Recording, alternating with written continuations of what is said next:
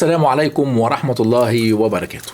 كل اللي بيحصل حوالينا ده طبيعي جدا، وبقت المشكلة في ثقافة الناس بقت بتشتري الذهب وقت ارتفاع وبتبيعه وقت انخفاض.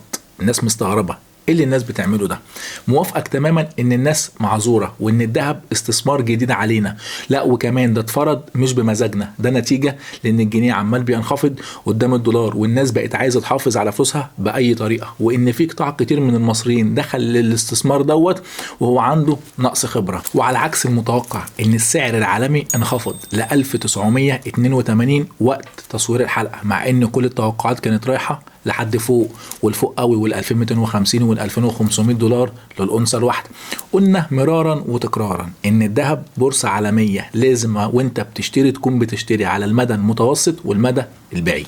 ركز معايا علشان النهارده هنتكلم عن ايه النقطة اللي متوقع الذهب ينزل عندها، وايه النقطة اللي انا ابدا ان انا اشتري منها، ولو عايز اشتري بجزء ولا اشتري مرة واحدة، وايه حوار سقف الدين الامريكي، وقبل اجتماعه بساعات ايه المتوقع في اجتماع البنك المركزي المصري. ركز معايا وما تنساش تعمل لايك ويلا بينا. السلام عليكم. الذهب يمرض ولا يموت. لازم نبقى فاهمين ان الفترة اللي فاتت كانت فترة جني ارباح، والفترة اللي احنا فيها دي هي فترة تصحيح، والفترة اللي جاية هي فترة شراء. كل واحد فينا ليه وجهة نظر. انا واحد من الناس كنت معترض ان الناس تشتري على 2800، وكنت معترض على 2600، وكنت معترض على 2400. ليه؟ هل انا بنجم ولا انا معايا بلورة بشوف منها؟ لا، الطبيعي انه لا. ولا ليه؟ لان الناس مش قادرة تفهم، انما لازم حضرتك تكون فاهم ان انا مقدر ان الناس بتغامر وبتتعلم بفلوسها وشقة عمرها. الفترة دي قادرة انها تخليك ان انت تبقى فاهم وشايف مين فاهم ومين لا، مين راكب الموجة ومين لا، مين ليه مصلحة ومين لا. وعشان اريح عليك وعلى نفسي، تعالى النهاردة اقول لك الخلاصة فيه. طيب بص، علشان انت كمان تقدر تاخد القرار وتقرر بنفسك تشتري امتى. وانت بتشتري وهتاخد القرار لازم يكون قدام عينيك سعر الدولار للأونصة.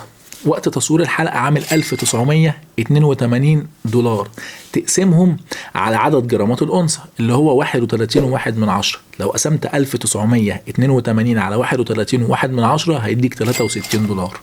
طيب عيار 24 دلوقتي عامل كام؟ عامل 2534. اقسمهم على 63 دولار هيديك في الآخر 40 جنيه و22 قرش. ده سعر الجرام بالدولار. طيب ال 40 جنيه دي ده سعر عالي ولا سعر واطي؟ لا، السعر ده سعر عالي، عشان كده بقول ما نشتريش بيه. هتقول لي يا عم ما هو مش موجود في البنك. هقول لك ايوه، هو 30 جنيه 95 ومش موجود. طب بعد التعويم متوقع يوصل لكام؟ هيوصل ل 35، مش هيوصل ل 40. طب هيوصل ل 40 امتى؟ على اخر السنه لما يحصل تعويم. لو حصل تعويم تاني في شهر 9 اللي جاي او شهر 11 اللي جاي هيبقى السعر 40 في رسمي في قلب البنك. اقدر اقول لك ماشي، لكن التعويم اللي جاي رايح ل 35. عيار 24 المفروض يكون مسجل 2250 جنيه، وعيار 21 اقل منه 300 جنيه، المفروض يكون عامل 1950 جنيه. دي المستويات اللي المفروض تشوفها بعد التعويم مش قبل التعويم. لكن اللي شايفه دلوقتي لا، هو مستوى عالي، والذهب زي ما احنا متفقين رايح ناحية انخفاض. والنهاردة هشرح لك امتى ناخد قرار الشراء.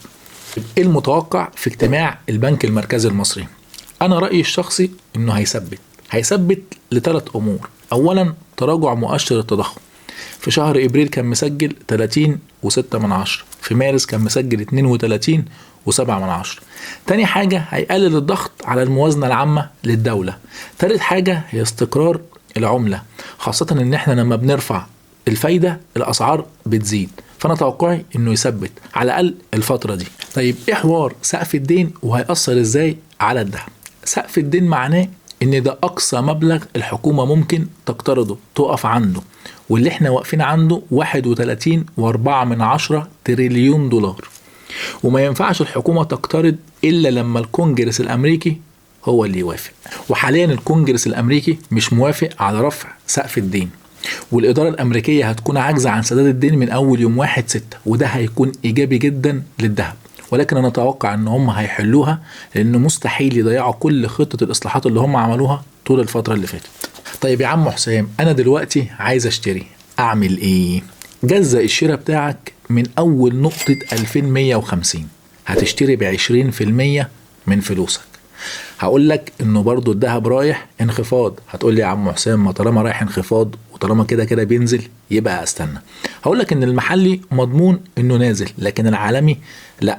لو انت النهارده اشتريت بال2150 بجزء من فلوسك وهو نزل تاني، هقول لك هتشتري وانت كده بتأمن نفسك. لكن النهارده لو رفع عالميا هتلاقي برضو خد المحل معاه ورفع شويه. فاحنا بنبدأ نعمل تأمين. الفتره دي هنجزأ الشراء، مش هنشتري مره واحده. تاني حاجه، بلاش تمشي ورا الاشاعات والحمله الممنهجه. الحق الذهب بينهار، والحق الذهب بيخسر، والحق بيع. بلاش تمشي ورا كل ده. الذهب لمدة مش أقل من سنة فيما فوق. الذهب بيحفظ قيمة فلوسك مش للمضاربة. ركز معايا وافهم. اوعى تبيع ذهبك لو انت مش محتاجه. الذهب هيرفع وهيرفع على آخر السنة، ولو ما رفعش محلي هيرفع بسبب اللي هيحصل عالمي. ركز وافهم. نصيحة مني للناس اللي اشترت على الأسعار الخرافية اللي احنا شفناها الفترة اللي فاتت. حضرتك محتاج تهدى وتركز. طالما النهاردة مش محتاج فلوسك اهدى كده، لان انت لو قمت بعته النهاردة وخسرت فيه التاجر خده منك. انت كده كسبته لما كان غالي، وكسبته لما هو اشترى منك وهو رخيص. بعد كده هيبيعه لك تاني بس بالاغلى. ركز، عشان زي ما في وقت الجني الارباح في وقت التحقيق الخسارة اللي احنا فيه دلوقتي. اصبر على الذهب شوية كمان. لو عجبك الفيديو ما تنساش تعمل لايك واشتراك للقناة وتفعل زر الجرس عشان يجيلك كل جديد. واي حد ليه استفسار او تعليق يسيبولي في الكومنتات هرد عليك. سلام.